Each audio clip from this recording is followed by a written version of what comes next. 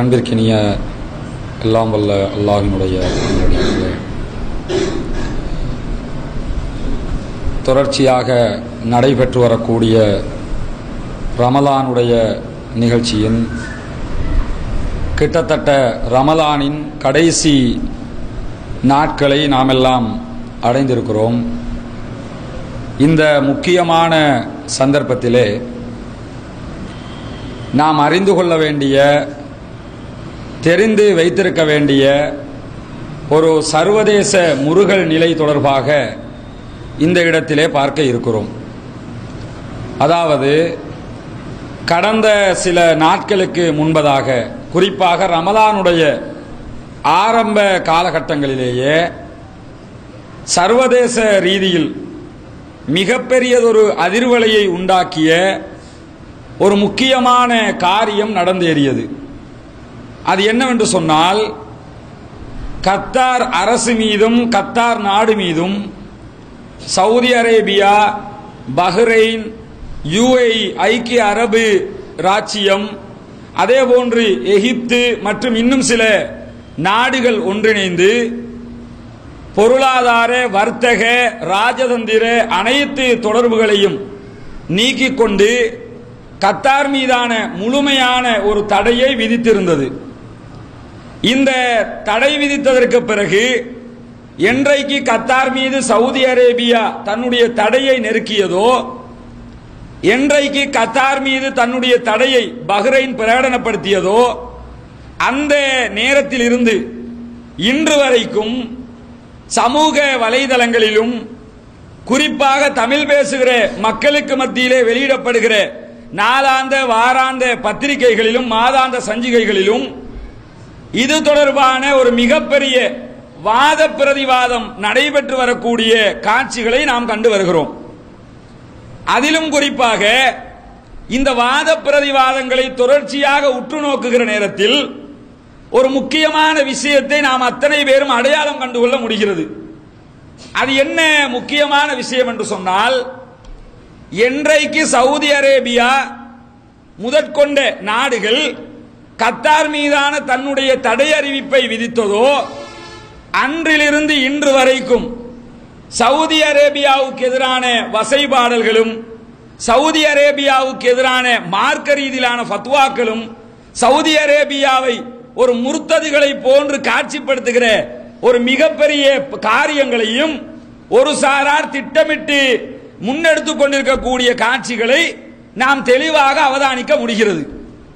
முதலாவது ஆரம்பமாக இந்த பிரச்சனையில் நாம் அத்தனை பேரும் அறிந்து கொள்ள வேண்டிய, மனதிலே பதித்துக் கொள்ள வேண்டிய ஒரு அடிப்படையான விஷயம் என்னவென்று சொன்னால், கத்தார் மீதான சவுதி அரேபியாவின் தலைமையிலான அரபு நாடுகளின் தடையை பொறுத்தவரையில் இந்த தடைக்கும் இஸ்லாமிய மார்க்கத்திற்கும் எவ்வித தொடர்பும் இல்லை. சர்வதேச அரசியல் பின்புலத்தோடு சம்பந்தப்பட்ட ஒரு முக்கியமான ஒரு சர்வதேச பிரச்சனை என்பதை யாரும் மறுக்கவோ மறுதளிக்கவோ முடியாது. அப்படிப்பட்ட ஒரு முக்கியமான பிரச்சனை தான். ஆனா இன்றைக்கு இது எப்படி காட்டப்படுதுன்னு கேட்டா, மார்க்க ரீதியிலான பிரச்சனை போன்று காட்டப்பட்டு கொண்டிருக்கிறது. இதை மார்க்க ரீதியாக பார்ப்பதாக இருந்தால் ஒரே ஒரு பகுதியை மாத்திரம் வைத்துத்தான் பார்க்க முடியும். வேற எந்த கண்ணோட்டத்திலையும் இந்த பிரச்சனை மார்க்க ரீதியிலான பிரச்சனையாக அணுகப்பட மாட்டாது. முதலாவது என்ன புரியணும் கேட்டா, இந்த கத்தார் மீது சவுதி அரேபியா தடை விதித்தது, இந்த தடை விதிப்புக்கு என்ன காரணம் சொல்லப்படுகிறது? இதே நேரத்தில் சவுதி அரேபியா முதற்கொண்ட நாடுகள் இப்படி அதிரடியாக தடை விதிப்பதற்கு என்ன அவசியம் ஏற்பட்டது என்பதை ஆரம்பமாக நாம் புரிந்து கொள்ள வேண்டும்.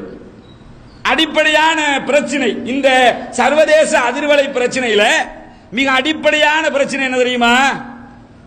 அதாவது மத்திய கிழக்கு நாடுகள்ல மிகவும் பலம் வாய்ந்த ஒரு முக்கியமான நாடாக கருதப்படுவது சவுதி அரேபியா. எந்த அளவுக்கு பலம் வாய்ந்த நாடுன்னு சொன்னா, உலக மட்டத்தில் அதிகமான ஆயுதங்களை இறக்குமதி செய்கிற முதன்மை நாடு சவுதி அரேபியா தான்.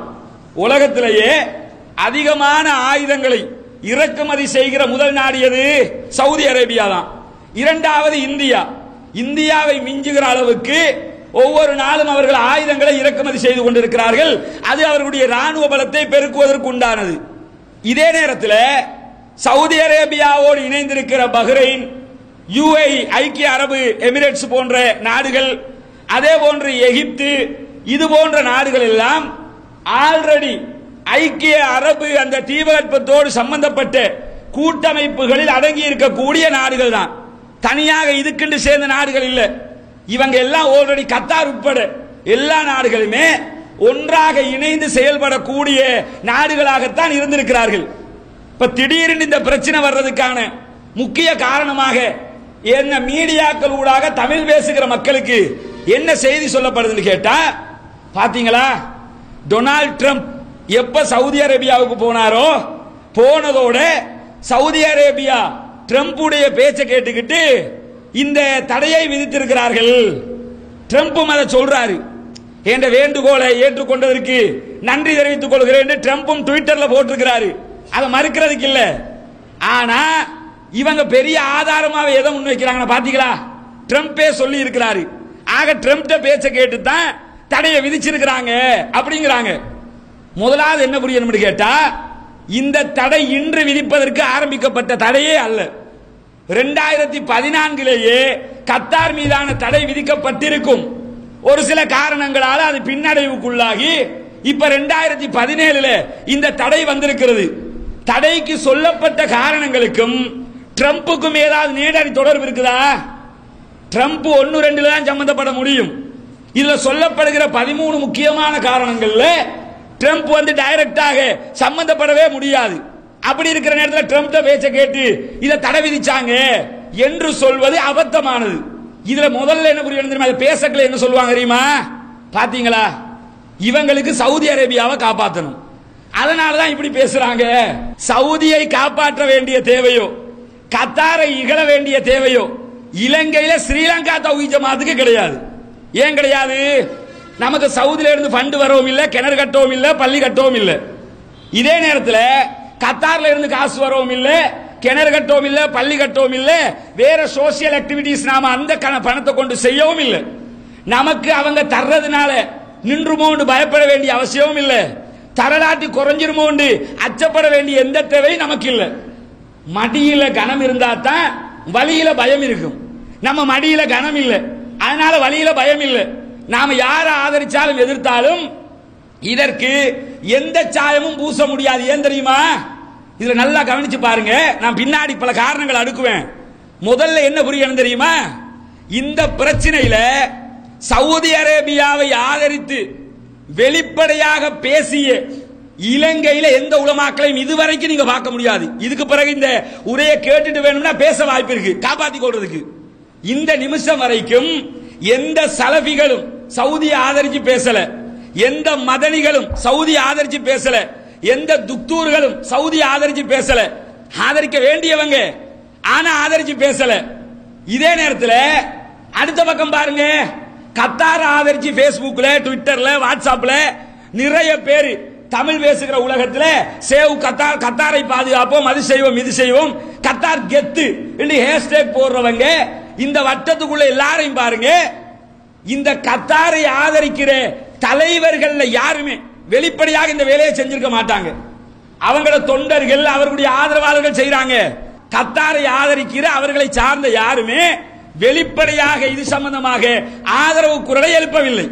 ஏன் எழுப்ப? இவங்களும் எழுப்பல, அவங்களும் எழுப்பல. ஏன் எழுப்பல தெரியுமா? 2 பேருக்கும் 2 தரப்பும் தேவை. ஒரு தரப்பு தேவைன்றதில்லை.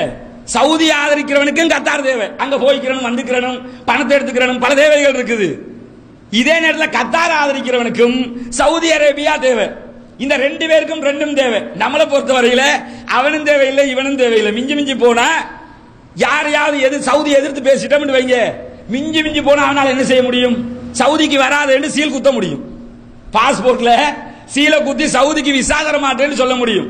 குத்திட்டு போ, அதனால செத்து போயிருவோமா?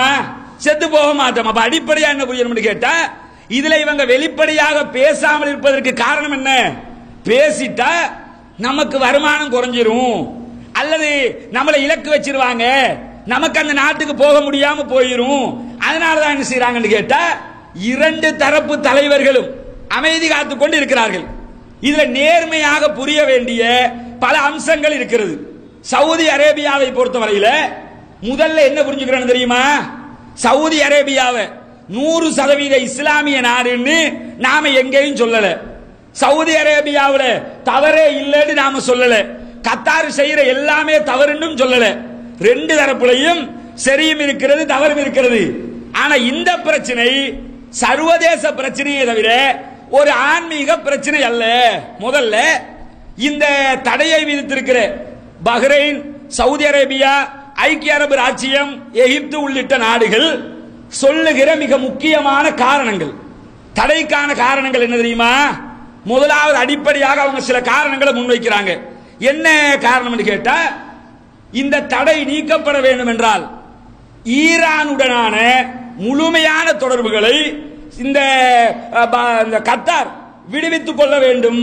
எந்த விதத்திலையும் ஈரானோட தொடர்பு வைக்க கூடாது என்கிற ஒரு முக்கியமான ஷரத்தை போட்டுக்கிறாங்க. இந்த ஷரத்துல இருந்து மார்க்க ரீதியா இதை அணுக முடியும், வேற எதையும் அணுக முடியாது. மார்க்க ரீதியா அணுகுவதற்கு ஒரு முக்கியமான இடம் இது. ஏன் தெரியுமா? ஈரானுக்கும் சவுதி அரேபியாவுக்கும் அரசியல் பிரச்சனை இல்ல. முதல் பிரச்சனை ஆன்மீக பிரச்சனை. என்ன ஆன்மீக பிரச்சனை? அவன் ஷியாக்காரன், இவன் சுன்னி முஸ்லிம். தெளிவா அவன் ஷியாக்காரனா இருக்கிறான், இவன் சுன்னி முஸ்லிமா இருக்கிறான். இந்த இடம் தான் பிரச்சனைக்குரிய இடம். ஈரானுடனான சவுதியினுடைய பிரச்சனை இன்று நேற்று ஆரம்பித்த பிரச்சனை அல்ல. இந்த பிரச்சனை எங்க வெடிச்சிருக்கும்? இறுதியா கடந்த வருட ஹஜ்ஜில வெடிச்சிருக்கும். ஆனா அது ஏதோ ஒரு காரணத்தினால தப்பி பிழைத்து வந்து விட்டது. ஹஜ்ஜிக்கு போன மக்களை எல்லாம் இடையில வரி மறைச்சு போக விடாம நூற்றுக்கணக்கான மக்கள் மரணிப்பதற்கு காரணமாக இருந்து வீம்புக்கு பிரச்சனை பட்டது யாரு? இந்த ஈரானியர்கள். அப்ப ஈரானுக்கும் சவுதி அரேபியாவுக்கும் உள்ள பிரச்சனை இன்னைக்கு நேற்று உள்ள பிரச்சனை இல்ல, பன்னெடுங்காலமாக இருக்கிற மார்க்க ரீதியிலான ஒரு பிரச்சனை. அந்த பிரச்சனைய இப்ப என்ன செய்யறாங்கன்னு கேட்டா சர்வதேச ரீதியாகவே அணுகுறாங்க. முதலாவது என்ன சொல்றாங்கன்னா, ஈரானோடு இருக்கிற அனைத்து தொடர்புகளையும், ராஜதந்திர தொடர்புகள், வர்த்தக வாணிப தொடர்புகள், எல்லா தொடர்புகளையும் கத்தார் நிறுத்திக் கொள்ள வேண்டும். அதோட சேர்த்தினோட சொல்றாங்க. இதோட பெரும்பாலும் நிறைய பேர் முடிச்சுக்கிறாங்க. என்ன சொல்றாங்கன்னா, ஐநா சபையோடு, அமெரிக்காவோடு, ஐநா சபை உள்ளிட்ட நாடுகளோடு இணைந்து போடப்பட்டிருக்கிற சர்வதேச ஒப்பந்த விதிகளுக்கு இணங்க செய்யப்படுகிற தொடர்புகளை செய்து கொள்ளலாம். சர்வதேச நியமங்களுக்கு இணங்க நடக்கிற தொடர்புகளை செஞ்சுக்கிறீங்க. வெளிப்படையா இந்த தொடர்புகளை ஈரானோட கைவிட வேண்டும் கத்தார் என்று சொல்லப்படுகிறது. அதே மாதிரி என்ன சொல்லப்படுது? ஹூதி கிளர்ச்சியாளர்களுக்கு வழங்கப்படுகிற ஆதரவு உடனடியாக நிறுத்தப்பட வேண்டும். இந்த ஹூதி கிளர்ச்சியாளர்கள் யாரு? ஷியாக்கள். சவுதி அரேபியா யமன்ல கடந்த 1.5 வருடம் 2 வருடங்களாக ஒரு யுத்தம் நடத்திக்கிட்டு இருக்கிறான். யாருக்கு எதிராக யமன்ல நடத்துறான்? ஹூதி கிளர்ச்சியாளர்களுக்கு எதிராக. அவங்களுக்கு ஆயுதம் சப்ளை பண்றது, அங்க இருக்கிற சுன்னி முஸ்லிம்களுக்கு எதிராக அவங்களை திரட்டுறது, அங்க பல பிரச்சனைகளை உண்டாக்குறது எல்லாமே யாரு? ஈரான். ஈரானும் ஈரானை சார்ந்தவர்களும் தான் அவ்வளவு பெரிய பிரச்சனையை செய்யறாங்க.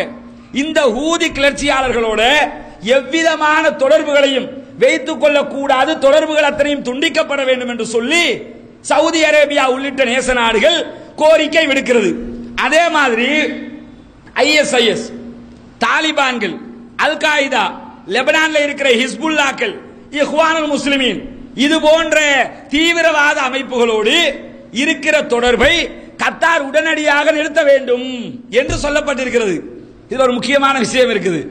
இந்த லிஸ்டில் சொல்லப்பட்ட இயக்கங்கள்ல ஒன்றை மட்டும் அவன் சொல்லாம விட்டுருந்தான்னு வைங்களேன், இங்க இருக்கிற எந்த இஹ்வான்களும் இது சம்பந்தமா வாதாடவே மாட்டாங்க. இங்க இருக்கிற இஹ்வான்கள், ஜமாத்துல் முஸ்லிம், ஜமாத்தே இஸ்லாமி சகோதரர்கள், ஜமாத்து சலாமா நண்பர்கள், இவங்க அத்தனை பேரும் இன்றைக்கு வானத்துக்கும் பூமிக்கும் குதிச்சு கத்தாரை காப்பாற்ற பார்க்கறதுக்கு காரணம் என்னன்னு கேட்டா இவன் சொல்ற இந்த லிஸ்ட் தான். என்ன லிஸ்ட்? ISIS ஓட தொடர்பை விடுங்கிறான். அது அவங்களுக்கு பெரிய பிரச்சனை இல்லை. இதே நேரத்தில் அல் காய்தாவோட தொடர்பை விடுங்கிறான். அதுவும் அவங்களுக்கு பிரச்சனை இல்லை. லெபனான் ஹிஸ்புல்லாக்களோட தொடர்பை விடுங்கிறான். அது கொஞ்சம் தான் பிரச்சனை, பெரிய பிரச்சனை கிடையாது.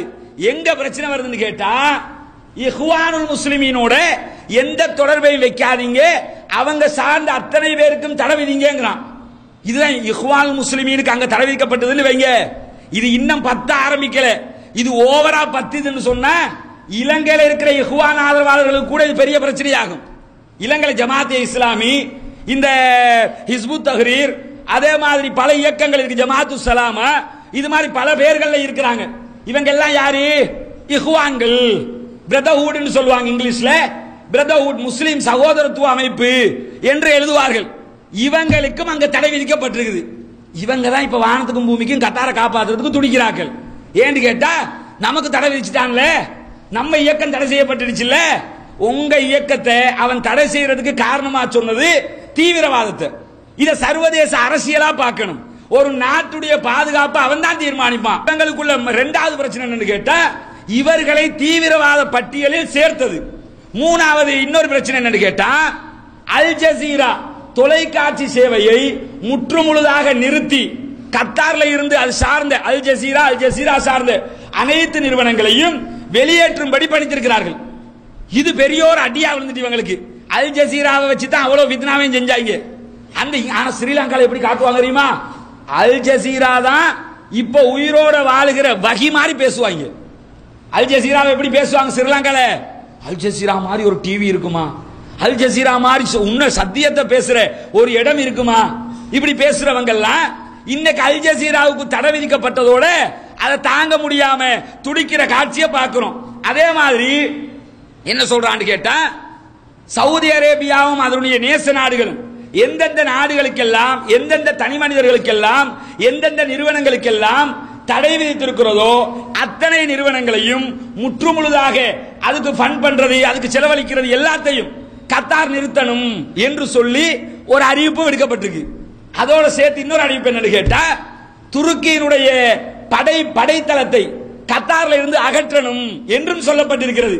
இது மாதிரி சில காரணங்களை சொல்லி இதையெல்லாம் கத்தார் செஞ்சா நாங்க தடையை நீக்குவோம், இல்லைன்னா கத்தாரை தனிமைப்படுத்துவோம் என்றுதான் சவுதி அரேபியா முதற்கொண்டு அந்த நேச நாடுகள் இந்த அறிவிப்பை விடுத்திருக்கிறார்கள். இப்ப இதுல பிரச்சனைக்கு உள்ள போறதுக்கு முன்னாடி வெளிப்படையா ஒரு விஷயத்தை நீங்க புரிஞ்சுக்கிறீங்க. என்ன புரியணும் தெரியுமா? ஒரு நாட்டு மேல அவன் வைக்கிற நிபந்தனைகள்ல இந்த நிபந்தனை எல்லாம் பட்டியல் போட்டு பார்த்தா நிதானமா சிந்திச்சு பாருங்க. உலக நாட்டில் ஏற்படுகிற முஸ்லீம் உம்மத்துக்கு ஏற்படுகிற எல்லா பிரச்சனைக்கும் கொம்பாக எந்த இடம் இருக்குதுன்னா கத்தார் தான் இருக்குது.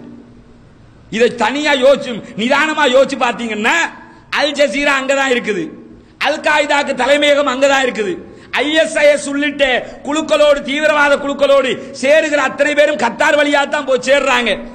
ஹிஸ்புல்லாக்கள் அங்கதான் களம் அமைச்சிருக்கிறாங்க. அதே மாதிரி இஹ்வானுல் முஸ்லிமீன் அங்கதான் களம் அமைச்சிருக்கிறாங்க. இது மாதிரி எல்லா உலகத்துல எந்த குழப்பம் செய்யற அத்தனை பேருக்கும் புகலிடம் எது தெரியுமா? கத்தார் தான். ஆனா இத சொல்லக்கல கொஞ்சம் பேருக்கு என்ன சிக்கலாதுன்னா, நாமளும் தானே அங்க போய் உழைக்கிறதுக்கு நீங்க எங்கேயும் போகலாம், கத்தாருக்கு போங்க, துபாய்க்கு போங்க, எங்கனாலும் போங்க. உழைக்க போற நாட்டை வச்சு அந்த நாட்டை இஸ்லாமிய கேந்திர மத்திய நிலையமாக முடிவெடுக்க கூடாது. சவுதி அரேபியா முதல் கொண்டு எந்த நாடாக இருந்தாலும் இந்த பிரச்சனைகளை காரணம் சொல்லித்தான் இந்த சவுதி அரேபியா உள்ளிட்ட நேச நாடுகள் தடை விதிக்குது. எந்த அளவுக்கு தடை கேட்டா, முதல்ல இந்த தடையை அறிவிக்குது பஹ்ரைன் அறிவிச்சு 15 நிமிஷங்களுக்குள்ள உடனடியாக சவுதி அரேபியாவும் தடை விதிக்குது. விமான போக்குவரத்துக்கு தடை, தரை மார்க்கமான போக்குவரத்துக்கு தடை, எந்த பொருளையும் கொண்டு வர முடியாது, எந்த பொருளையும் கொண்டு செல்ல முடியாது. அங்க இருக்கிறார்கள் 14 நாளுக்குள்ள இங்க வந்துடணும், இங்க இருக்கிறவங்க உடனடியாக காலி பண்ணிட்டு அங்க போயிடணும், எந்த தொடர்பும் கத்தாரோடு இருக்காது என்று சொல்லி ஒரு அறிவிப்பை இந்த நாடுகள் விடுக்கிறது. விடுத்ததோட இந்த இலங்கையில இருக்கிற மக்கள் பட்ட பாடு இருக்குது. என்ன பாடு தெரியுமா? கொஞ்சம் யோசிச்சு பார்க்கணும். என்ன தெரியுமா? இந்த டிவிகள்ல உட்கார்ந்துகிட்டு சில நலிமிக்களும் இஹ்வானிய நண்பர்களும் என்ன எல்லாம் பேசுறாங்க தெரியுமா? கத்தார் எப்படிப்பட்ட நாடு தெரியுமா? யுத்தம் ஒன்று வந்துச்சுன்னா சவுதி அரேபியாவுக்கு பக்கத்தில் நிக்க முடியுமா? இப்படியே உசுப்பேத்தி தான் ஏற்கனவே ஒரு சதாம கொண்டாங்க.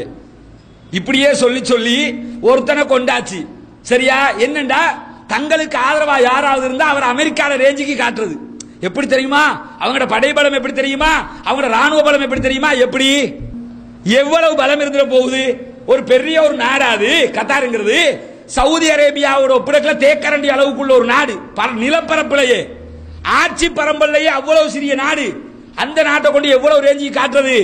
அடுத்த ரஷ்யா மாதிரி காட்டுறது, அல்லது அடுத்த அமெரிக்கா மாதிரி காட்டுறது, அல்லது அடுத்த ஒரு ஜெர்மன் மாதிரி காட்டுறது.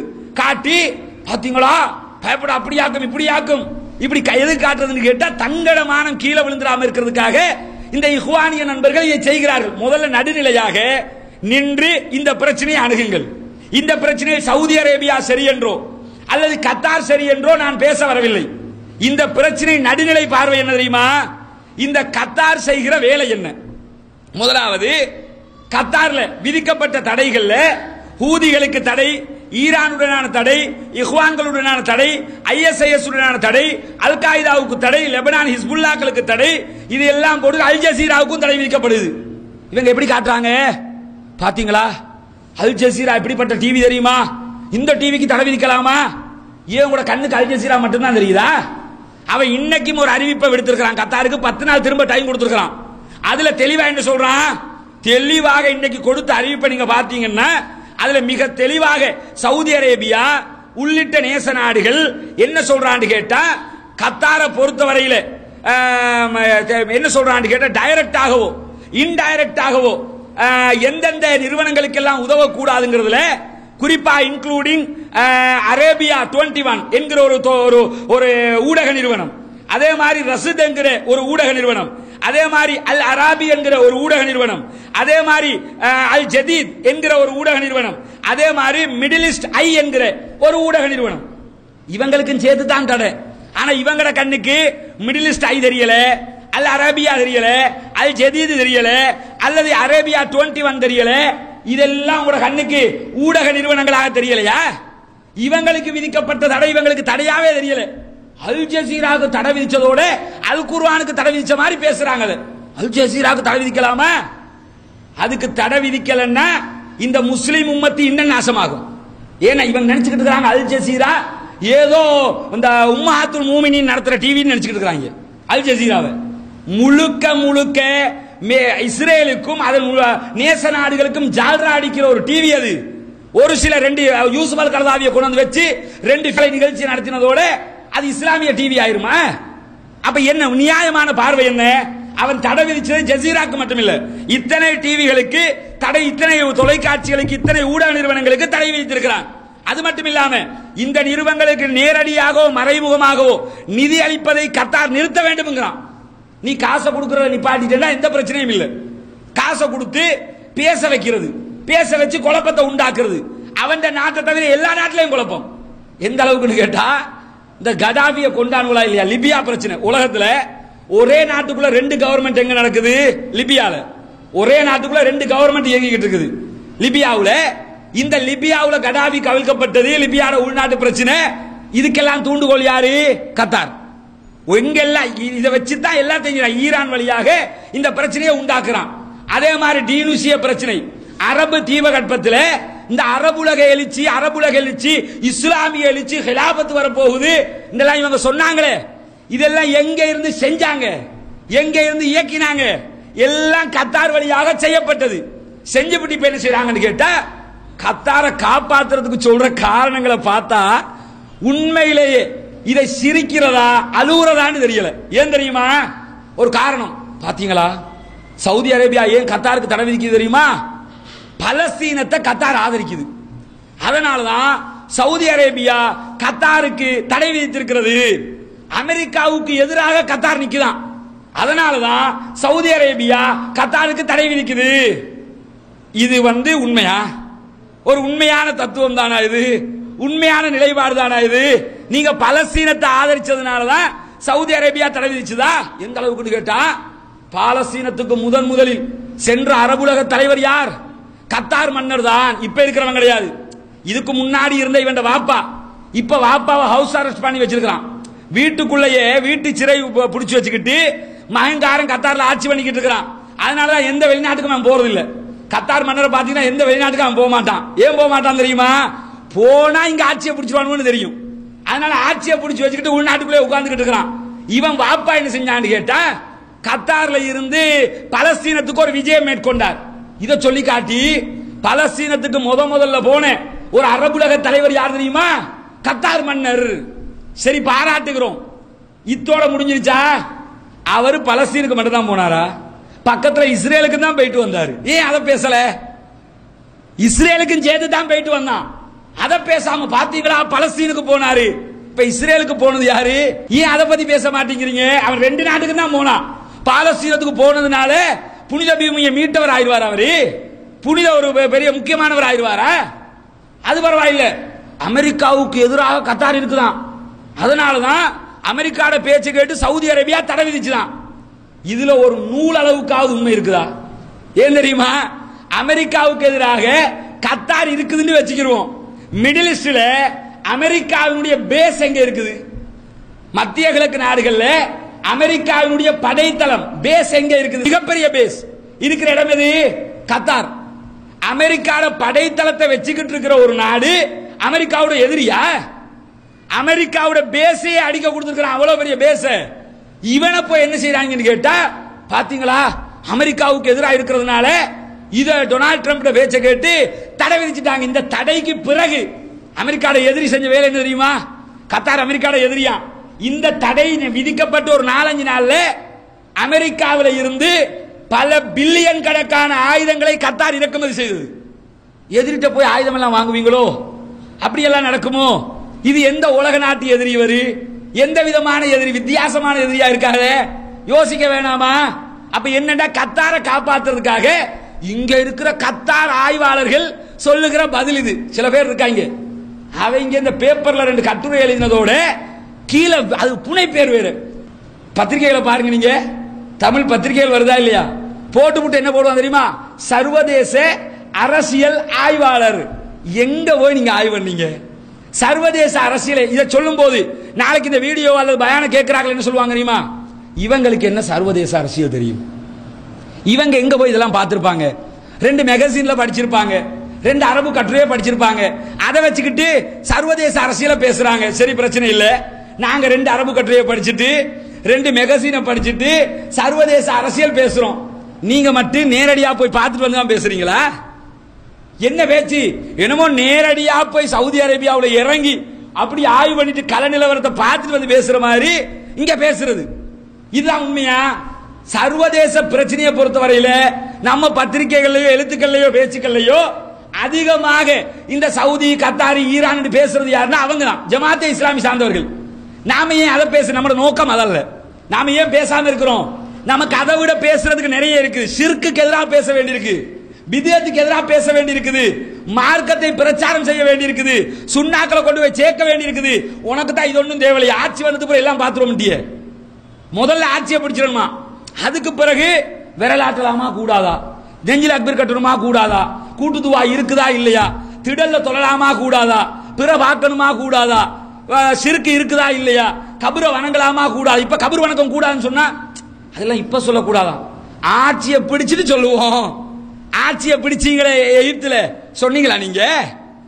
அப்ப என்ன என்ன காரணம்னு கேட்டா, நாம இத பேசாம தொடர்ந்து இது சம்பந்தமா நாம பேசாம இருக்கிறதுக்கு காரணம் நமக்கு அது பணி அல்ல. இப்படி ஒரு பிரச்சனை வரக்குள்ளதான் பேச வேண்டிய தேவை வருது. ஏன்னு கேட்டா, இவங்க கத்தாரை காப்பாற்றுவதற்காக முழுக்க முழுக்க இது கத்தாருக்கு எதிரான நாடுகளை குஃபார்களை போன்று பேசிக் கொண்டிருக்கிறார்கள். அவ்வளவுக்கு பெரிய கொடுமைக்கார மாதிரி பேசிக்கிட்டு இருக்காங்க. உண்மை நிலவரத்தை புரிஞ்சிட்டோம்னா அவன் செஞ்சாலும் தப்பு, இவன் செஞ்சாலும் தப்புன்னு போய்கிட்டே இருக்கணும். அதே மாதிரி என்ன சொல்றாங்கன்னு கேட்டா, இந்த இஸ்ரேல் அமெரிக்காவுக்கு எதிராக கத்தார் இருக்குது, அதனாலதான் இந்த சவுதி அரேபியா தடை விதிச்சது. இஸ்ரேலுக்கு எதிராகவும் கத்தார் இருக்குதான், அதனாலதான் சவுதி அரேபியா இந்த மாதிரி என்ன, சவுதி அரேபியா இஸ்ரேல் ஆதரிக்குதான், அதனாலதான் இஸ்ரேலுக்கு எதிராக இருக்குது, கத்தாருக்கு எதிராக இந்த தடையை கொண்டு வந்திருக்கிறான். உண்மையிலேயே சவுதிக்கும் இஸ்ரேலுக்கும் என்ன தொடர்பு? கத்தாருக்கும் இஸ்ரேலுக்கும் என்ன தொடர்பு? கத்தார்ல இருந்து அதிகமான கேஸ் ஏற்றுமதி செய்யப்படுவது எந்த நாட்டுக்கு? அதிகமான கேஸ் கத்தார்ல இருந்துதான் இஸ்ரேலுக்கு போகுது. நீ முதல்ல அதை நிப்பாட்டு, அதுக்கு பிறகு இஸ்ரேல் ஆதரிக்கிறியா எதிர்க்கிறியான்னு பார்ப்போம். இஸ்ரேலுக்கு கேஸ் அனுப்புறதே கத்தார் தான். இவ்வளவு பெரிய ஒரு வர்த்தக தொடர்பை வச்சுக்கிட்டு இருக்கிற ஒரு நாட்டை இஸ்ரேல்ல எதிரியான் என்ன செய்யறான் தெரியுமா? இஸ்ரேலையும் நண்பனாக்கி கொண்டு பலஸ்தீனத்தை நண்பனாக்கி கொண்டு அவனுடைய அன்றாட பிசினஸ் பண்ணிக்கிட்டு இருக்கிறான். இதை இவங்க எப்படி காட்ட பாக்குறாங்க? கத்தார் மன்னரை அபூபக்கர் சித்திக் ரேஞ்சுக்கு பேச பாக்குறாங்க. பாலஸ்தீனத்தில் இருக்க இஸ்மாயில் அனியாவை உமர் இப்னு கத்தாப் ரேஞ்சுக்கு பேச பாக்குறாங்க. இவங்களுக்கு தேவை என்ன? இந்த தனி மனிதர்களை காப்பாற்றுவது. நம்மளை பொறுத்தவரையில எந்த தேவையும் இதுல இல்ல. அதே மாதிரி இன்னொன்று கவனிச்சு பாருங்க, கத்தாருக்கு இப்ப தடை விதிக்கப்பட்டது இல்ல. முதல்ல கத்தாருக்கு தடை விதிக்கப்பட்டதோட கத்தாருக்கு உதவி செய்த நாடுகள் இது. ஸ்ரீலங்காவும் உதவி செஞ்சு 2 பிளைட்டை மைத்திரி அனுப்பினார். இலங்கையில இருந்து 2 பிளைட் வந்து கத்தாருக்கு உணவுகளோட போயிருக்குது. மைத்திரியும் உதவி செஞ்சார், அது வேற. ஆனா இதுக்கெல்லாம் முன்னாடி முதல்ல உணவுகளை அனுப்பியது ஈரான். அதை தொடர்ந்து உணவுகளை அனுப்பியது இஸ்ரேல். நீங்க இஸ்ரேலுக்கு எதிரிண்டா பட்டியலில் செத்து போன்னு அவங்க விட்டுருக்கணும். உங்களை எதுக்கு உங்களுக்கு சாப்பாடு தந்து உயிரோட இருடானுங்கன்னா இப்ப யார் இஸ்ரேல் ஆதரிக்கிறா வெளிப்படையா? இதை நம்ம வெளிப்படையா பார்க்கும்போது இதை புரிந்து கொள்ள வேண்டுமா இல்லையா? ரெண்டாவது என்னன்னு கேட்டா, ஹமாஸ கத்தார் ஆதரிக்கிறாங்களாம். அதனாலதான் சவுதி அரேபியா இப்படி செய்யறாங்க. நம்மளை பொறுத்தவரையில இஹ்வான்களை தான் நாமும் எதிர்க்கிறோம், ஹமாஸை அல்ல. ஹமாஸை நாங்களும் ஆதரிக்கத்தான் செய்யறோம். ஏன் ஆதரிக்கிறோம்? ஹமாஸை பாலஸ்தீனத்தின் ராணுவமாகத்தான் பார்க்க வேண்டும். ஹமாஸை பொறுத்தவரையில மண் குத்தில தூணமாளிகை பகுவ ஷஹீத், அவர்கள் அவருடைய சொத்துக்களுக்காக போராடுகிறார்கள், அவருடைய இடத்துக்காக போராடுகிறார்கள். ஆனா அவங்களோட தலைமை பீடமாக இருக்கிற இஹ்வான்களை பொறுத்தவரையில அவர்களால் கீழ்மட்டத்தில் இருப்பவர்கள் ஏமாற்றப்படுகிறார்கள். எப்படி ஏமாற்றப்படுறாங்க தெரியுமா? நாம ஏன் இஹ்வான் ஆதரிக்கல ஹமாஸ் ஆதரிக்கிறோம்ங்கிறதுக்கு தெளிவா புரிஞ்சுக்கிறீங்க. இஹ்வான்களை பொறுத்தவரையில இன்றைக்கு பாலஸ்தீனத்தில் இருக்கிற தலைவர்கள் இஸ்மாயில் ஹனியா அல்லது இதுக்கு முன்னாடி இருந்த காலித் மிஷல், இது மாதிரி தலைவர்கள் எல்லாம் நீங்க எடுத்துக்கிறீங்க. சர்வ சாதாரணமா பலஸ்தீனுக்கு போயிட்டு வருவாங்க. இஸ்மாயில் ஹனியா போயிட்டு வருவாரு, எந்த பிரச்சனையும் இல்லை. ஆனா இவர் போற மாதிரி பாலஸ்தீனத்தில் போராடுகிற ஒரு ராணுவ தளபதி வெளிப்படையாக தெரிய முடியுமா? தெரிய முடியல. அது ஏன் அவருக்கு தெரிய முடியல, தலைவருக்கு தெரிய முடியுது? முதல்ல தாக்குறதா இருந்தா யாருக்குங்க தாக்குவான்? தலைவருக்கு தானே. ஆனா தலைவருக்கு ஒன்றும் செய்யல, சோல்ஜர்ஸுக்கு அடிக்கிறான். என்ன காரணம்? என்ன செய்யறான்னு கேட்டா, இந்த எல்லாவற்றுக்கும் தலைமையகமாக இருக்கிறது கத்தார் தான். அல் காய்தாக்கு முதல்ல அபிஷியலாக தலைமையகத்தை திறந்து கொடுத்து இங்க இருந்து இயங்குங்க என்று சொல்லி கொடுத்தது கத்தார், கொண்டு வந்து கொடுக்கிறான். அதே மாதிரி இந்த இஹ்வான்களுக்கு களம் அமைத்து கொடுக்கிறான். கொடுக்கிறது மட்டுமில்ல, இதுல இஹ்வான்களே அறியாமல் பாதிக்கப்படுகிற ஒரு இடம் இருக்குது. என்ன இடம் தெரியுமா? நீங்க பாருங்க, திடீர்னு சொல்லி சில நேரங்களில் ஹமாஸினுடைய ராணுவ தளபதிகள் கொல்லப்படுவார்கள். கொல்லப்பட்டாங்கன்னா அதுக்கு அடிப்படையா அல் ஜசீரா இருக்கும். எப்படி அடிப்படையா இருக்கும் தெரியுமா? டிவியில ஒரு நிகழ்ச்சியை நடத்துவான். நிகழ்ச்சியில இஸ்மாயில் ஹனியாவையோ அல்லது பலஸ்தீனத்தில் இருக்கிற இஹ்வான்கள தலைவர்களையோ கொண்டு வந்து வச்சு ஆர்குமெண்ட்டுக்கு போடுவான், பேசுவான். பேசிக்கிட்டு இருக்கல என்ன சொல்லுவான் தெரியுமா? போன் பண்ணி பேசுங்க, உங்களோட தலைவர்கிட்ட கேளுங்க, இது சம்பந்தமா உங்களோட தளபதிகள்கிட்ட கேளுங்க, களத்துல அவங்க தான் நிக்கிறாங்க அப்படிமா. இவர் கரெக்டா இங்க இருந்து சிவார் அவனுக்கு கால் எடுப்பாரு, கால் பண்ணி பேசுவார், அங்க இருந்து தகவல் சொல்லுங்க. அவன் சொல்லி முடிச்சு ஒரு ஹாஃப் அன் அவர்ல அங்க கொண்டு கிடப்பான். டிவியில ஆர்குமெண்ட்டுக்கு போன் பண்ணி பேசுவான். பேசிய தளபதி ஓரிரு நாட்களிலேயோ ஓரிரு மணி நேரங்களிலேயோ கொல்லப்படுவார். அப்ப என்ன அர்த்தம் தெரியுமா? தளபதிகள் இருக்கிற இடம் இஸ்ரேலுக்கு தெரியாமல் இருக்கிறது.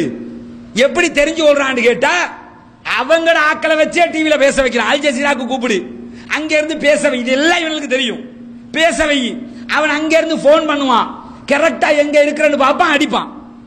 இதுதான் சர்வ சாதாரணமாக பலஸ்தீன போராளிகள் தளபதிகள் கொல்லப்படுவதற்குரிய இயற்கை. இப்படித்தான் கொல்லப்படுறாங்க. எல்லாத்துக்கும் காரணம் யாரு? இஹ்வானிய தலைவர்கள்.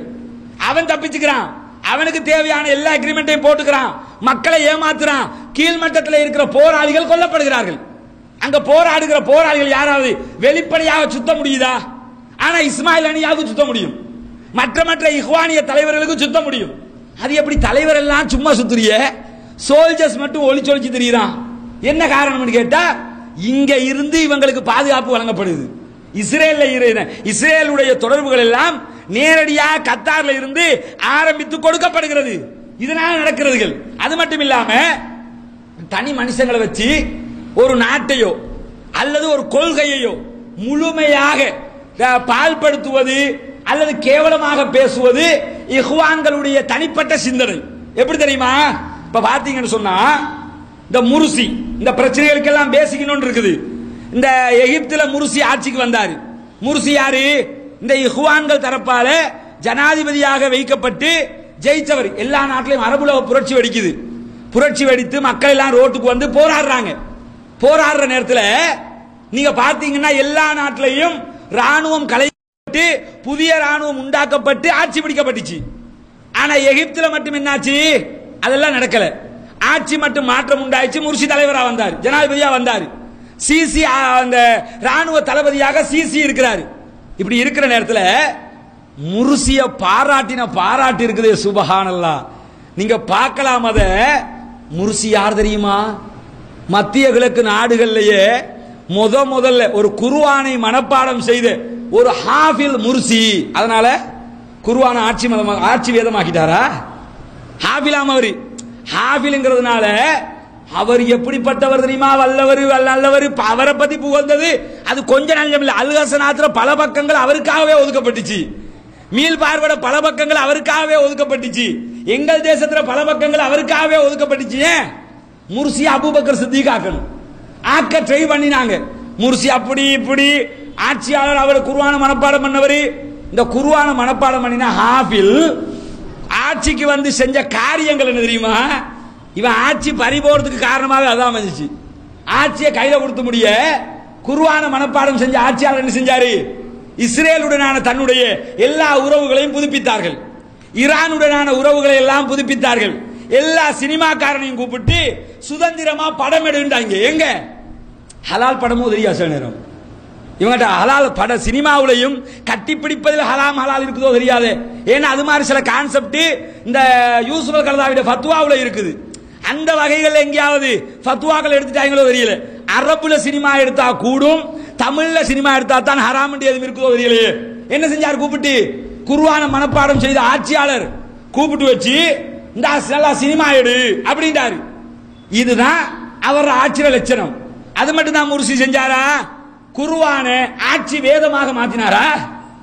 எங்கேயாவது சொல்லுங்க. குர்ஆன தெளிவா சொல்றாரு. ஷரியா சட்டத்தை நாங்க அமல்படுத்த மாட்டோம் என்கிறார். ஷரியா சட்டத்தை கொண்டு வர மாட்டோம் என்ற ஒருத்தரை எப்படி நாகூசாம ஷரியாவுக்காக பாடுபட்ட பெரிய தியாகி மாதிரி இங்க பேசுறீங்க? இந்த மாச பத்திரிகைகள் இன்னும் வரல. இப்ப வரும் பாருங்களேன். அவங்க வெளியிடுற பத்திரிகைகள் கவர் பேஜில பெரும்பாலும் மன்னர் சல்மான எப்படி போட போறாங்கன்னு தெரியல. இப்ப எப்படி எல்லாம் கேவலம் எல்லாம் செய்வாங்க. ஏன்னு கேட்டா இப்ப எப்படியாவது கத்தாரை காப்பாற்றணும், அதான் நோக்கமா இருக்குது. அதே மாதிரி இந்த முர்சிய பத்தி, முர்சி ஆட்சி கவிழ்வதற்கு செஞ்ச ஆட்சி கவிழ்க்கப்படுவதற்கு காரணமாக இருந்தது ஒன்றும் குர்ஆன ஆட்சியில கொண்டு வர போனதில்லை. என்ன காரணம்? விதாயக பலைய கொண்டு வர பார்த்தாரு. மஹிந்த ராஜபக்ஷ இருந்துச்சா இல்லையா? அனைத்து அதிகாரம் பொருந்திய ஜனாதிபதி முறை இதை கொண்டு வர பார்த்தாரு. ஆனா எப்படி காட்டுறாங்க தெரியுமா? முர்சியை தூக்கிலிட போகிறார்கள், முர்சி அப்படி, முர்சி இப்படி, முர்சியை வல்லவர் நல்லவர், அப்படிப்பட்டவர் இப்படிப்பட்டவர். முர்சி அப்படிப்பட்டவர் இப்படிப்பட்டவர்ங்கிறதுக்கு எங்கேயாவது தப்சீர் கிதாப் எழுதினாரா? அல்லது ஃபிக்ஹ் கிதாப் எழுதினாரா? அல்லது ஏகத்துவ பிரச்சாரத்தில் ஒரு 10 தர்காக்கள் உடைச்சாரா? அல்லது சிலைகளுக்கு எதிராக பிரச்சாரம் பண்ணாரா? அவர் செஞ்ச இப்னு தைமியா, ஷேக் இப்னு தைமியா அளவுக்கு ஏதாவது செஞ்சாரா? அல்லது மற்ற அறிஞர்கள் அளவுக்கு எதையாவது செஞ்சாரா? ஹதீஸ் விளக்க கிதாபுல எழுதி தொலைச்சிட்டாரா? அவரு இங்க நாளைக்கு என்ன செஞ்சிடக்கூடாது? எங்க எழுதின 2 கட்டுரை கொண்டு காட்டிக்கிட்டு இருக்க கூடாது. நான் கேட்கிறது அறிஞர்கள் பட்ட அளவுக்கு உண்டான காரியம் எதையாவது அவர் செஞ்சாரா? ஒன்னும் செய்யல. ஆனா அவர் செஞ்ச ஒன்னே ஒன்னு ஆட்சியாளரா வந்தது. பாத்தீங்களா? அமெரிக்காவுக்கு எதிரானவர். முதல்ல உங்க முர்சி எங்க இருந்து வந்தாரு? முர்சி அமெரிக்காவுக்கு எதிரானவரா? அவர் வந்ததே அமெரிக்காவில் இருந்து. வந்ததும் எலெக்ஷன் கேட்டாரு. என்னமோ அவர் அண்டார்டிகா கண்டத்துல இருந்து வந்த மாதிரி பேசிக்கிட்டு இருக்காங்க. என்ன காரணம் தெரியுமா? நம்ம பேசுற எதையுமே எதிர்த்து யாரும் பேச மாட்டாங்க. இந்த ஒரே நம்பிக்கை. இந்த நம்பிக்கையால முர்சிய பத்தி என்ன சொன்னாலும் சரி, எதை சொன்னாலும் சரி நம்பிடுவானுன்னு நினைக்கிறது. புரியுதா? அதே மாதிரி இந்த முர்சி ஆட்சியில இருக்கதான் சிசி ராணுவ தளபதியா இருக்கிறாரு. இப்ப இருக்கிற எகிப்திய ஜனாதிபதியா இருக்கிறாரு. அவரு முர்சிர ஆட்சியில ராணுவ தளபதியா இருந்தாரு. அப்ப இந்த சிசிய புகழ்ந்த வாய்கள் இருக்குதே, இப்ப உப்பு தங்கிச்சோ தெரியல, சிசிக்கு ஏசிக்கிட்டு இருக்காங்க. இந்த முர்சி ஆட்சியில இருக்கல சிசிய பத்தி என்ன எல்லாம் சொன்னாங்க? சிசி ஒரு ராணுவ தளபதி.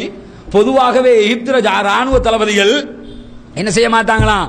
ராணுவத்துக்கு தளபதியா வர யாருமே தண்ட மனைவிமார்கள் ஹிஜாபு கூட போட மாட்டாங்களாம். அங்க இந்த எகிப்து ஹிஜாப்னு ஒன்று இருக்குது.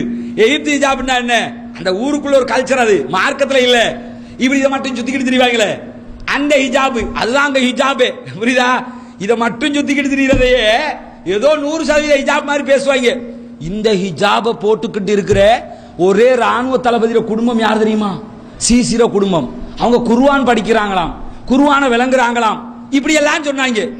என்னைக்கு சிசி ஆட்சியை கவிழ்த்து முர்சியை தூக்கி உள்ள போட்டு அவர் ஜனாதிபதியா வந்தாரோ அடுத்த மாத அல் ஹசனாத் பத்திரிகையோட கவர் பேஜ் எடுத்து பாருங்க, என்ன போட்டிருந்தாங்க? சிசில இப்படி கன் போட்டோட போட்டு காக்கி சட்டையின் அராஜகம். அட உங்க வாயால தானையா இவரை போட்டு ஏனோ அலிரதியெல்லாம் நாங்க ரேஜிக்கு பேசிக்கிட்டு இருந்தீங்க, அடுத்த மாசமே மாத்தி பேசிக்கிட்டு இருக்கிறீங்களே, என்ன காரணம்? தங்களுக்கு எதிராக ஆட்சியை பிடித்து விட்டார். இவ்வளவுதான். குர்ஆனும் இல்ல, சுன்னாவும் இல்ல, ஹதீஸும் இல்ல, ஆதாரமும் இல்ல.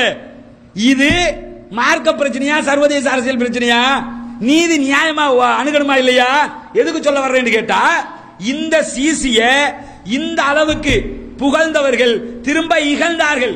இகழ்ந்தது மட்டும் இல்லங்க, இந்த கத்தார் பிரச்சனையில நாம நிறைய நினைச்சுக்கிட்டு இருக்கிறோம், கத்தாரை காப்பாத்துறதுக்கு தான் இவங்க துடிக்கிறாங்க. அது வெளிப்பட மட்டும்தான்.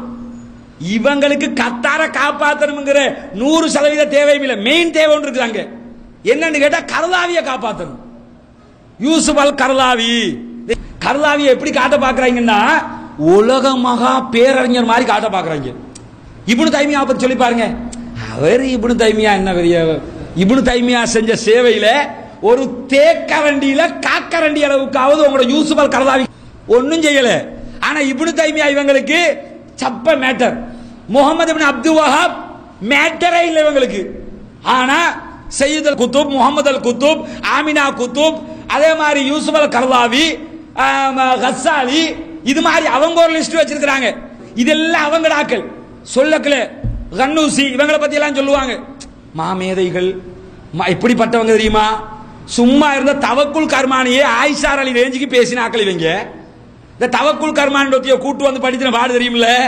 ஆயிஷா சித்திகா மதரசா அவங்க நடத்துற மதரசால 7 வருஷம் 5 வருஷம் படிச்சு முடிச்ச, கஷ்டப்பட்டு படிச்சு முடிச்சிருப்பாங்க. அந்த ஆலிமாக்களுக்கு பட்டம் கொடுக்கிறதுக்கு யாரை கூட்டு வந்தாங்க? 1 நம்பர் விபச்சாரி ரேஞ்சுக்கு இருக்கிற தவக்குல் கர்மான கூட்டிட்டு வந்து பட்டமளிப்பு விழா நடத்தினாங்க. அதை நாம பேசிட்டோம்ங்கிறதுனால தவக்குல் கர்மானுக்கு பிடிச்ச வாள் இருக்குது. தவக்குல் கர்மான் எப்படி தெரியுமா? ஒன்றும் இல்ல, சமாதானத்துக்கான நோபேல் பரிசு எடுத்தாளவள். நோபேல் பரிசு தானே எடுத்தாளவள், வேற எதையுமா எடுத்தா? நோபேல் பரிசு எடுத்துட்டா சொர்க்கம் என்று அர்த்தமாப்ப. அவள் இங்க வந்து என்ன செஞ்சா? தவக்குல் கர்மான் இவங்க தான் கூட்டிட்டு வந்தாங்க. ஏர்போர்ட்ல வரும்போது, பழைய செய்தி நினைவூட்டலுக்கு சொல்றேன், ஏர்போர்ட்ல இறங்கி வரும்போது அவளுக்கு ஒரு வரவேற்பு கொடுத்தாங்க. எப்படி வரவேற்பு தெரியுமா? இந்த கண்டிய குத்து டான்ஸ் இருக்குல்ல, இப்படி இப்படி இப்படி ஆடுவாங்கல்ல பெரகராவுல, அந்த கண்டிய குத்து டான்ஸோட ஒரு வரவேற்பு. அந்த குத்து டான்ஸ் ஆடுற ஆம்பளை புள்ள, பொம்பளை புள்ள, குமரு புள்ள எல்லாம் எல்லாத்தையும் காட்டிக்கிட்டு அவளோட இவளும் தோளுக்கு மேல கையை போட்டுக்கிட்டு டான்ஸ் ஆடுறா. யாரு? இஸ்லாமிய பெரிய புரட்சி பெண்மணி இவ. யாரு? சும்மா இருக்கிற அல்லக்கை நொல்ல கைகளை எல்லாம் தமிழ் உலகத்துக்கு பெரிய புரட்சி பெண்ணாக காட்டுறது யாரு? அவளை விட இஸ்லாத்துக்காக பாடுபடுகிற சாதாரண பல சகோதரிகள் இந்த நாட்டிலே இருக்கிறார்கள். ஏகத்துவத்திற்காக உழைக்கிற பெண்மணிகள் இருக்கிறார்கள். மார்க்கத்தை படித்து இஸ்லாத்துக்குள் நுழைந்து இந்த இஸ்லாத்திற்காக வாழுகிற முஸ்லிம் பெண்கள் இருக்கிறார்கள். இவர்களை பத்தி நீங்க பேசினா கூட ஒரு கணக்கு. சர்வதேச மட்டத்தில் விபச்சார ரேஞ்சில் இருக்கிற ஒருத்தி, கண்ட கையை பிடிச்சு கொஞ்சிற ஒருத்தி, அவளை கொண்டு வந்து இஸ்லாமிய புரட்சி பெண்ணுட்டாங்க. ஏன் தெரியுமா? இவங்க நினைச்சுக்கிட்டு இருக்கிறாங்க இதையெல்லாம் யாரும் பார்க்க மாட்டாங்க, இத பத்தி யாரும் பேச மாட்டாங்க. அன்னைக்கு தவக்குல் கர்மானுக்கு ஆதரிச்சு முக்கியமான யாராவது பேசினாங்களா? வாயை மூடி கொண்டிருந்தாங்க. ஏன் தெரியும்? ஆதரிச்சிட்டோம், மாட்டிக்கிருவோம். அது மட்டும் இல்ல, இதுல எதுக்கு சொல்ல வர்றேன்னு கேட்டா, இவங்க இந்த கத்தாரையோ யாரையோ காப்பாத்துறதுக்கு முன்னாடி கர்லாவிக்காக ஏன் இவங்க ஆதரவு திரட்டுறாங்கன்னா, இந்த கர்லாவியை கொஞ்சம் விளங்கிக்கிறங்க. யூசுப் அல் கர்லாவிக்கும் தடை விதிக்கப்பட்டிருக்கு. கத்தாருக்கு மட்டும் இல்ல தடை, இவங்களுக்கு பெரிய ஈரக்கொலை வெடிக்கிற பிரச்சனை என்னன்னு கேட்டா யூசுப் அல் கர்லாவிக்கு தடை விதிக்கப்பட்டிருக்கு. இமாம் கர்லாவி, ஷேக் கர்லாவி, அல்லாமா கர்லாவி, முஜத்திது கர்லாவி, எத்தனை பட்ட பேர் இவருக்கு. இவ்வளவு பட்ட பேரை சொல்லி இந்த கர்லாவிக்கு தடை விதிச்சிட்டாங்க. நான் என்ன கேட்கிறேன்னா, நியாயமா யோசிங்க. அவங்க கர்லாவிக்கு மட்டும் தடை விதிக்கல, கர்லாவியோட சேர்த்து நீங்க யாருண்டு அறிஞர்கள் என்று எத்தனை பேரை பார்ப்பீங்களோ அந்த லிஸ்ட்ல இருக்கிற இன்னும் நிறைய பேருக்கு தடை விதிச்சிருக்கிறாங்க. கர்லாவிக்கு துடிக்கிற அளவுக்கு ஏன் நீங்க மற்ற அறிஞர்களுக்காக துடிக்கல? கர்லாவிக்கும் துடிங்க. அதே மாதிரி மற்ற அறிஞர்களுக்காக துடிக்க வேண்டியதானே? அவருக்கு தடை விதித்து விட்டார்கள், இவருக்கு தடை விதித்து விட்டார்கள், அவருக்கு தடை, இவர் இப்படி பேச வேண்டியதானே? அது ஏன் அவங்களை எல்லாம் பேசாம ஷேக் கர்லாவி, அல்லாமா கர்லாவி, இமாம் கர்லாவி, முஜத்தித் கர்லாவி எப்படிப்பட்டவர் தெரியுமா? எப்படிப்பட்டவர்? சுய இன்பம் ஹலால் என்று ஃபத்வா கொடுத்தவர் யாரு? ஷேக் கர்லாவி, அல்லாமா கர்லாவி, முஜத்தித் கர்லாவி. எப்படிப்பட்டவர் தெரியுமா? அல்கஹால் கொஞ்சமா யூஸ் பண்ணினா ஹலால், கூட யூஸ் பண்ணினா தான் ஹராம். யாரு? இந்த ஷேக் கர்லாவி. இந்த அறிஞர் பெருமகனார் தான் கொஞ்சமா ஆல்கஹால் குடிச்சா அது ஹலாலாம், கூடுதலா குடிச்சா தான் ஹராம். இந்த மதுஹப்ல சொல்லுவாங்கல்ல, கஞ்சாவை மௌலவிமார் மட்டும் அடிச்சுக்கலாம். அது மாதிரி வர்ற ஃபத்வா என்ன? இவர் அறிஞர், இது அறிஞர் இல்லை. இவரை எப்படி பார்க்கணும்? கத்தார் அற்ப காசுக்காக விலை போய் ஃபத்வா கொடுக்கிற ஒரு ஏஜென்ட் இவர். கத்தாருக்காக, அரச சபைக்காக எப்படியெல்லாம் ஃபத்வா கொடுக்க சொல்றாங்களோ அப்படியெல்லாம் ஃபத்வா கொடுக்கிற ஒரு கண்ட்ரக்காரன் இவர். இந்த வீடியோ வெளியே போகல, நோம்புண்டு வாக்காம பாருங்களேன். ஏன்னு கேட்டா இத சொன்னா தாங்காத உங்களுக்கு. கர்லாவி கேசிட்டாரு, கர்லாவிய பத்தி பேசிட்டாரு. கர்லாவி தான் அல்கஹால் இந்த 0.5% நினைக்கிறேன், இது கூடுமென்றாரு. இது கூடுமென்றாரா? கத்தார் ஏர்வேஸ்ல லோ தெரியுமில்ல, கத்தார இஸ்லாமிய நாடுங்கிறாங்கல்ல, கத்தார் ஏர்வேஸ்ல இந்த மெனு கார்டு கொடுப்பாங்கல்ல, மெனு கார்டுல சாராயம் இருக்கும், கீழே குறிப்பு இஸ்லாமிய விதிமுறைகளுக்கு உட்பட்டது. கத்தார் ஏர்வேஸ்ல சாராயம் இருக்குது, சாராயம் மெனுல இருக்கு. மெனு கார்டுல குறிப்பு என்ன தெரியுமா? குறிப்பு இஸ்லாமிய விதிமுறைகளுக்கு உட்பட்டது. அப்ப கத்தார் ஏர்வேஸ்ல குடிக்கிற சாராயம் ஹலாலோ? கத்தார் ஏர்வேஸ்ல விபச்சாரம் செஞ்சா ஹலாலோ? கத்தார் ஏர்வேஸ்ல எது செஞ்சாலும் ஹலாலோ கேட்பாங்க. அப்ப சவுதி ஏர்வேஸ்ல இருக்குதா இல்லையா? அது எங்களுக்கு தெரியாது. இருந்தா உங்களை மாதிரி தான் அவனும். எங்களுக்கு சவுதி ஒன்றும் பெரிய ஆள் கிடையாது, அவனை காப்பாற்ற வேண்டிய தேவையும் இல்லை. ஆனா நாங்க அறிஞ்சு இல்ல, இருந்தா உங்களை விட கேடு கட்டவன் அவன். இவ்வளவுதான் நாங்க சொல்லுவோம். எங்களுக்கு சவுதி முக்கியமா, கத்தார் எவனும் முக்கியம் இல்ல போ. ஆனா எவன் தப்பு செஞ்சாலும் தப்பு. இது எதுக்குன்னு கேட்டா, இப்ப கத்தார் ஏர்வேஸ்ல சாராயம் வச்சிருக்குது. அதான் ஷேக் கர்லாவி சொல்லி இருக்கிறாரா இல்லையா? மார்க்கத்துல கூடுமாமே. மார்க்கத்துல கூடும்னு சொல்லாத, உன் கர்லாவிட்ட கூடும்னு சொல்லு.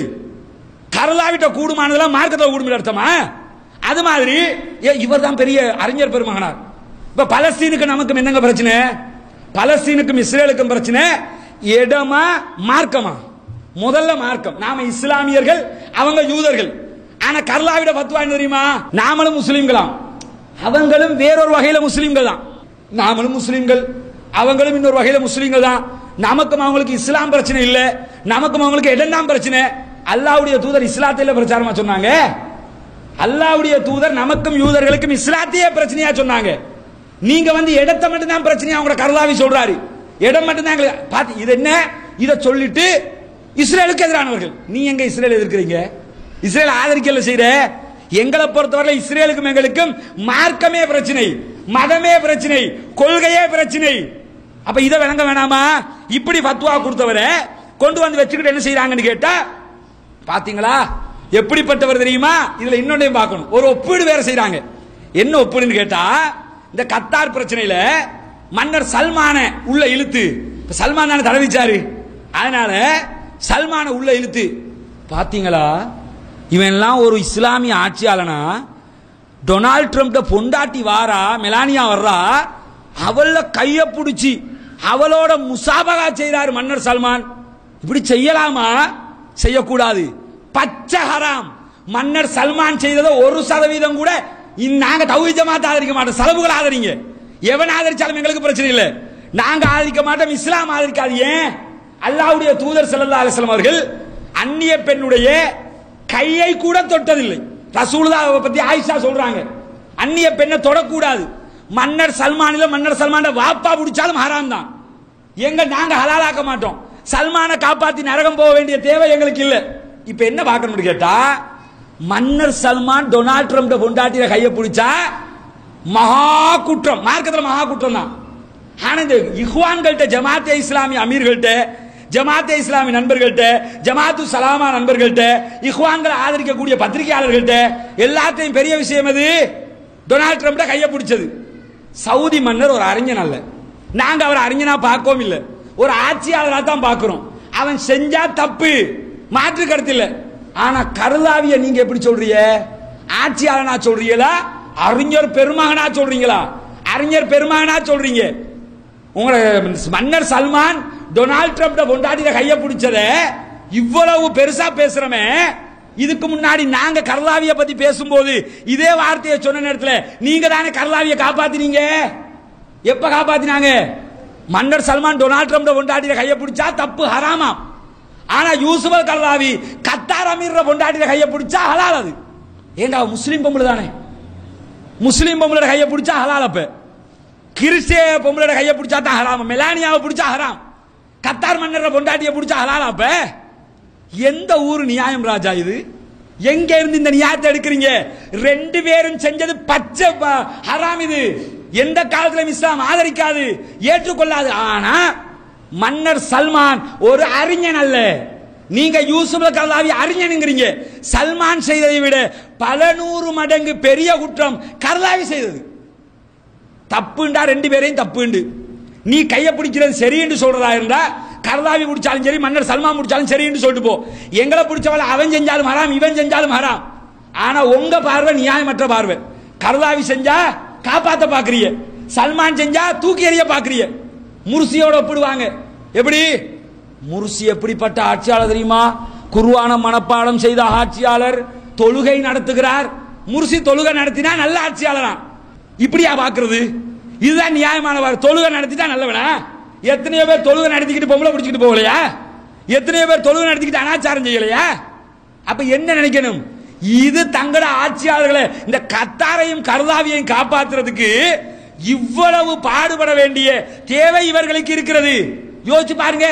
சவுதி அரேபியா ஒரு கொடுமையான நாடு மாதிரி காட்டுறதும், இவ்வளவுக்கும் அவன் செஞ்சது என்ன? ஈரானை எதிர்த்தது, ஈரானுக்கு உதவுவர்களை எதிர்த்தது. இந்த அறிவிப்பு தான் பெரும்பாலான அறிவிப்பு இருக்குது.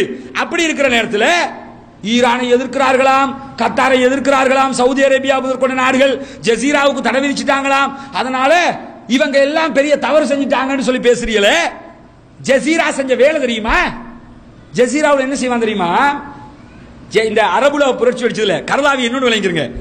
அரபுலக புரட்சி வெடிக்கிற நேரத்தில் எகிப்தில மக்கள் போராடினாங்க, பொதுமக்கள் தான் போராடினாங்க. இடையில இந்த இஹ்வான்கள் பூந்து கொண்டாங்க. பூந்து கொண்டு என்னமோ இஹ்வான்களே போராடின மாதிரி காட்டினாங்க. காட்டுற நேரத்தில் அப்ப இவர் கொடுத்த ஃபத்வா என்ன தெரியுமா? எகிப்திலே ஆட்சியாளர்களுக்கு எதிராக போராடுவது கட்டாயம் என்றார். எகிப்தில மக்கள் புரட்சி வெடிக்குது, அப்ப எகிப்தில ஆட்சியாளருக்கு எதிராக போராடணுமா, கட்டாயம் எல்லாரும் ரோட்டுக்கு போங்கிறாரு. சேம் டைம் அதே நேரத்தில் கத்தார்லையும் மக்கள் புரட்சி வெடிக்குது. அப்ப என்ன ஃபத்வா கொடுக்கிறார் தெரியுமா? கத்தாரில் வீதிக்கு இறங்குவது ஹராம். ஒரே காரியம் ரெண்டு நாட்டில் நடக்குது. ஒரு நாட்டுக்கு ஹலால் ஃபத்வா, இன்னொரு நாட்டுக்கு ஹராம் ஃபத்வா இன்னொரு நாட்டுக்கு. ஏன் தெரியுமா? அவர் கத்தார்ல இருக்காரு, அவர் எகிப்துக்காரரு. கத்தார்ல தான் அடைக்கலம் கொடுத்து வச்சிருக்காங்க. இருக்கிற நாட்டுக்கு ஜால்ரா அடிக்கணுமா இல்லையா? அந்த ஜால்ரா அடிக்கிறதுக்காக கத்தார்ல செய்யாத ராணுவத்தை கொண்டு போய் போட்டு ஷூட் பண்ணுன்னு சொன்னாங்க கத்தார் மக்களை. இதை ஜசீராவில் காட்டினாங்களா? கத்தார் அரச குடும்பத்தில் ஊழலை காட்டுறானா? கத்தார்ல நடக்கிற அநியாயத்தை காட்டுறானா? ஈரான்ல நடக்கிற அநியாயத்தை காட்டுறானா? அதையெல்லாம் காட்டலையே.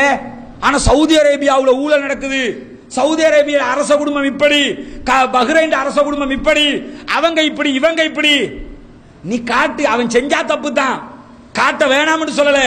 அது என்ன அந்த நாடுகளை மட்டும் காட்டிட்டு இந்த நாட்டை மட்டும் காப்பாத்துற என்ன தேவைன்னு கேட்டா, அந்த நாடுகளுக்குள்ள குழப்பத்தை உண்டாக்கணும். உண்டாக்குறதுக்கு பெரிய கருவியாக ஜசீராவை கத்தார் பயன்படுத்திக் கொள்கிறது. அது மட்டும் இல்ல, எகிப்துல சிசி ஆட்சிக்கு வந்து இந்த இஹ்வான்களை எல்லாம் சுட்டு தள்ளினாரு. தப்பு தான், செய்யக்கூடாது, போட்டு தள்ளினாரு. அவங்களுக்கு எதிராக நிறைய அடக்குமுறையை கட்டவிழ்த்து விட்டார். சிசியை நாம ஆதரிக்கல, தப்பு அவர் செஞ்சது. அந்த நேரத்தில் சிசி கொடுமைக்காரன், அப்படி செய்கிறான் இப்படி செய்கிறான் கர்லாவி, ஷேக் கர்லாவி. இதே நேரத்தில் இப்ப சிரியாவில் அதே ஈரான் இவ்வளவு கொடுமைகளை செஞ்சுக்கிட்டு இருக்கிறானே, அசதுடைய படை இவ்வளவு அநியாயத்தை செய்யறானே, அலவியா தரீக்காவை காப்பாத்திக்கிறதுக்காக உலக வரலாற்றில் ஒரு நாட்டில் இவ்வளவு மக்கள் அகதியாகவில்லை, இவ்வளவு மக்கள் கொல்லப்படவில்லை என்று சொல்லுகிற அளவுக்கு ஒரு பாரிய யுத்தத்தை, அநியாயத்தை ஈரான், சிரியா, அசதுடைய படை, ஹிஸ்புல்லாக்கள் எல்லாம் செய்யறாங்களே. இதை ஏன் கர்லாவி கண்டிக்கல? இதை ஏன் உங்க ஜமாத்தே இஸ்லாமி கண்டிக்கல? இதுக்கு எதிராக இஹ்வான்கள் திரளல? உங்களை கொண்டா பரிதாபம் தேடுறீங்க, ஆனா உண்மையான முஸ்லிம்களை கொண்டா கணக்கில்லாம இருக்கிறீங்க. கேட்டா அரசியல் லாபம், அற்பமான அரசியல் லாபத்தை அடைஞ்சு கொள்ளணுங்கிறதுக்காக இவ்வளவு காரியங்களையும் இவர்கள் செய்கிறார்கள். செய்துவிட்டு பாத்தீங்களா, கத்தார் பாவம், கத்தார் பரிதாபம், கத்தாருக்கு சவுதி அநியாயம் செய்கிறது, அவன் அநியாயம் செஞ்சு அல்லாட்ட அவன் பாத்துக்கிடுவான். இது ஒரு அரசியல் பிரச்சனையா பாருங்க, ஆன்மீக பிரச்சனையா பார்க்காதீங்க. வெளிப்படையில பார்த்தா கத்தார் மீது சுமத்தப்படுகிற குற்றச்சாட்டுகள் எல்லாவற்றுக்கும் இஹ்வான்கள் தான் அடிப்படையா இருக்கிறாங்க. ஹிஸ்புல்லா தீவிரவாதிகள் அவங்களுக்கும் தடவீச்சு தான் இருக்கிறான். இந்த ஹிஸ்புல்லா தீவிரவாதிகளை இலங்கை முஸ்லிம்கள்ட்ட ஹிஸ்புல்லா போராளிகளாக காட்டினது யாரு? அல்ஹசனாத்தும், எங்கள் தேசமும், மீள் பார்வையும், பிரபோதய, இந்த ட்ரெண்ட், இது மாதிரி பத்திரிகைகள் தான் காட்டினீங்க. அவன் 1 நம்பர் ஷியாக்காரங்க, ஷியாக்காரனை இஸ்லாமிய போராளியாக காட்டினது யாரு? இவங்க தான். இலங்கையில முதல்ல ஷியாக்களுடைய புத்தகத்தை தமிழாக்கம் செய்து வெளியிட்டது யார்? இலங்கை ஜமாத்தே இஸ்லாமி. ஈரானிய புரட்சியை இஸ்லாமிய புரட்சியாக அங்கீகரிப்பதாக அறிவித்த ஒரு மாமேதை யாரு? உங்களுடைய அபுல் ஆலா மௌதூதி. நாங்க அறிவிக்கல, ஈரானிய புரட்சி. அது ஈரானிய புரட்சின்னு சொல்லி இஸ்லாமிய புரட்சி எது அங்க நடக்குது?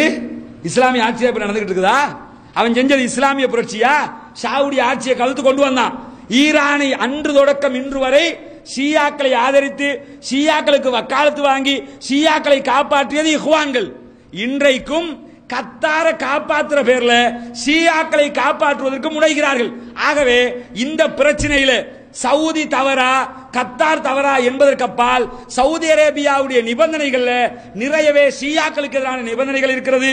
அதே போன்று இஹ்வான்களுக்கு எதிரான நிபந்தனைகள் இருக்கிறது, கர்தாவிக்கு எதிரான தடைகள் இருக்கிறது.